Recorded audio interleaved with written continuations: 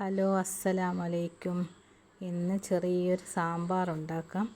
മഞ്ഞൾപ്പൊടി, മുളക് പൊടി, മല്ലിപ്പൊടി, കുറച്ച് സാമ്പാർ പൊടി, ഉപ്പും ഇട്ട് ഒരു തക്കാളി ഇട്ട് കുറച്ച് കഷ്ണങ്ങളേ ഉള്ളൂ. എന്നിട്ട് ഒന്ന് വെന്തതിന് ശേഷം വെണ്ട ഇട്ട് കൊടുക്കാം. പിന്നെ വേവിച്ച് വെച്ച പരിപ്പിട്ട് കൊടുക്കാം. കുറച്ച് പുളിവെള്ളം ഒഴിച്ച് കൊടുക്കണം. നല്ലോണം മല്ലിച്ചപ്പ് ഇട്ട് കൊടുക്കണം.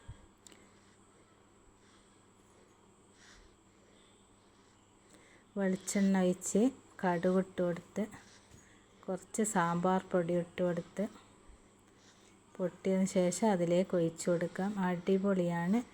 എനിക്ക് സാമ്പാർ ഇഷ്ടമില്ലായിരുന്നു, ഇങ്ങനെ ഉണ്ടാക്കിയപ്പോൾ അടിപൊളി. എല്ലാവരും ഒന്ന് ഉണ്ടാക്കി നോക്കണം. ക്യാരറ്റ് കുറച്ച് കഷ്ണങ്ങൾ മാത്രമേ ഉള്ളൂ. ഉരുളക്കിഴങ്ങ് അടിപൊളിയാണ്. എല്ലാവരും ഒന്ന് ഉണ്ടാക്കി നോക്കണം.